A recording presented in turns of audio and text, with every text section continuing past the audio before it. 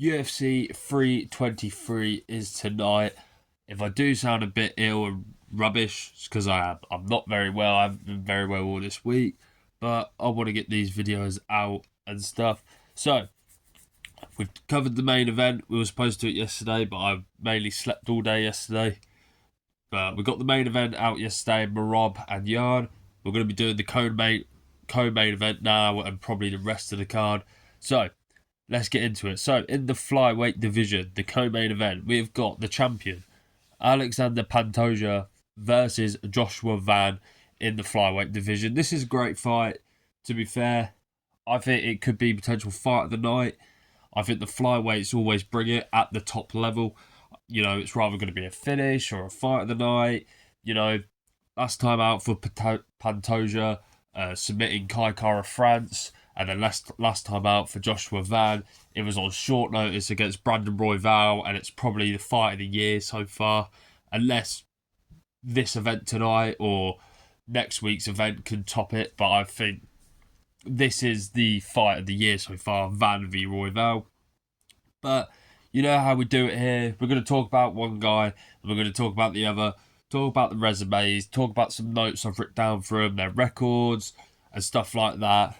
And yeah, let's get into it. So, on my left, we've got the champion, the pound for pound number 5, best in the world, Alexandre Pantoja. One of the most underrated fighters ever.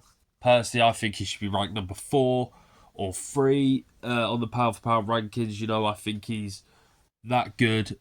I think, you know, he's had so many title defences. He's on an absolute roll at the minute, you know. No one's stopping him. He's so dominant. I mean, the only fight what has been close on his title run since is maybe the Steve Ersic one. That was quite close. That was, you know, Ersic really came out of nowhere. Never really seen anything on Ersic. So I think that's why Pantoja didn't really know what to expect from him.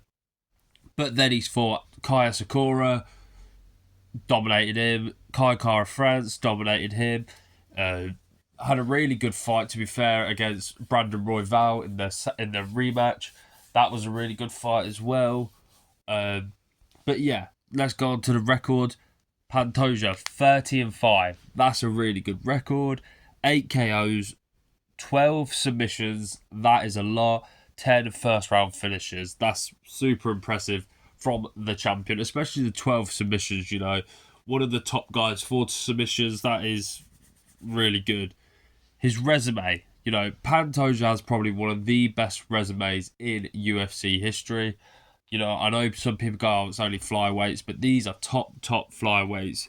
If you had to make a top 15 of best flyweights of all time, half of these guys would be on that list. So we've got Kai Kara France, Kaya Sakura, Steve Ersic, Brandon Royval twice, Brandon Moreno twice, Alex Perez, Manel Kopp, Matt Schnell. That is 10 good wins right there.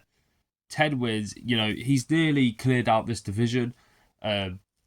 You could even say Matt Schnell isn't on that list, but when Pantoja beat him, Matt Schnell was fairly decent.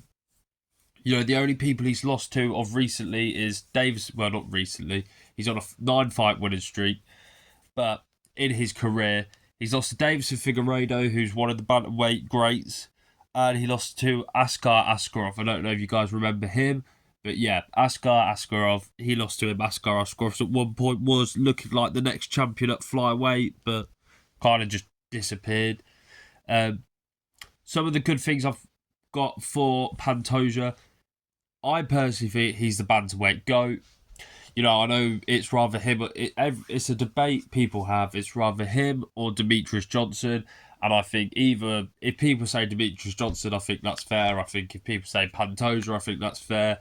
The only reason I say Pantoja is if you put Pantoja's opponents against prime Demetrius Johnson opponents, who will come out on top?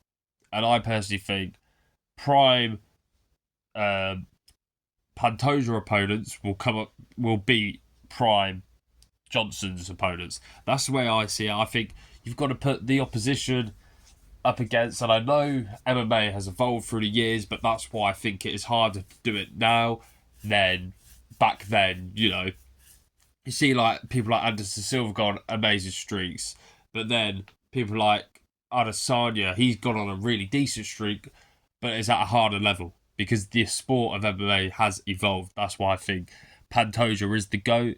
You know, who could stop Pantoja? They're bringing in people from different companies now. Then we've seen it with Kaya Sakura. We see it, they've brought back Haraguchi. Hopefully that fight gets made if obviously Pantoja wins this. There's also talks that Muhammad Makayev is coming back.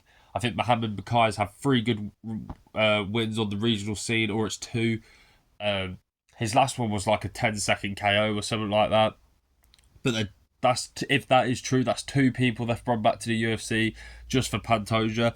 Like I said, he's on a 9-fight winning streak. Super impressive, with majority of them being in title fights. Non-stop pressure.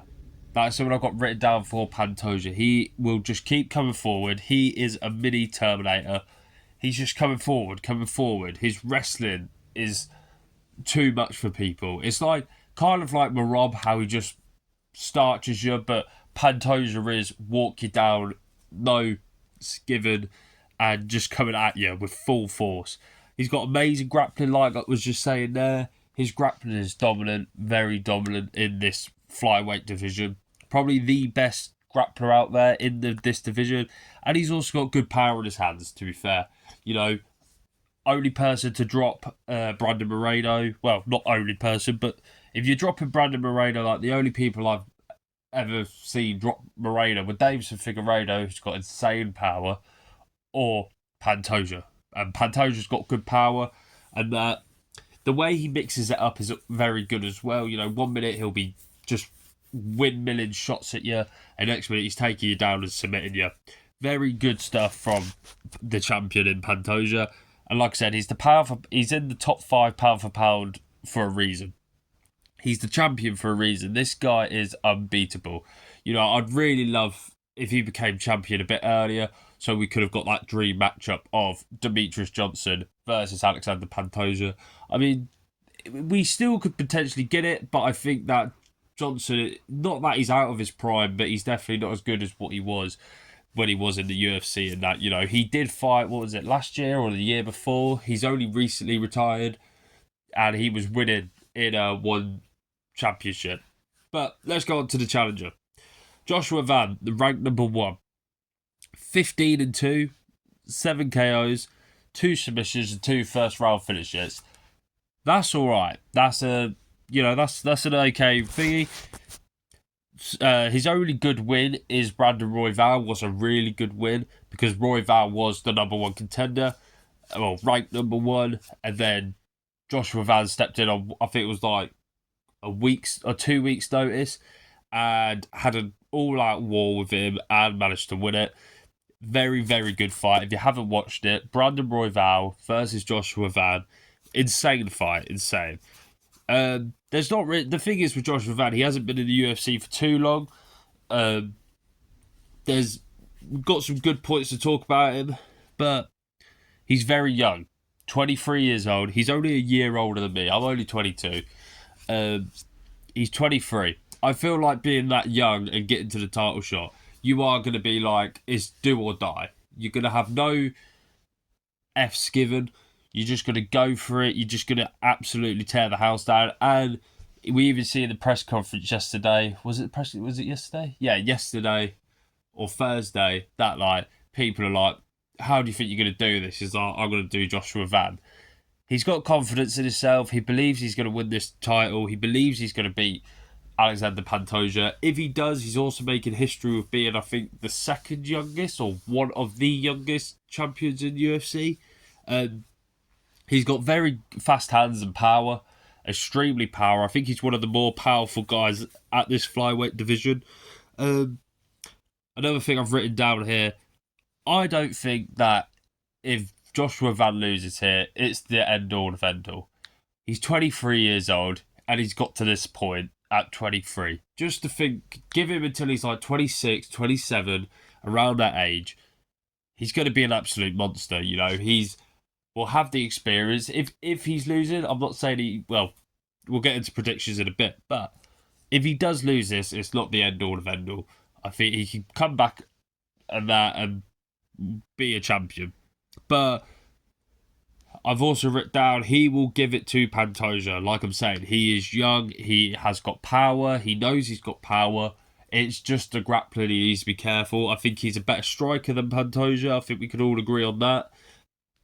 But I think he will bring it. He will not be afraid to use his skills against Pantoja's skills. You know, some people sometimes seem a bit timid because how good Pantoja is with the takedowns, with the submission threat.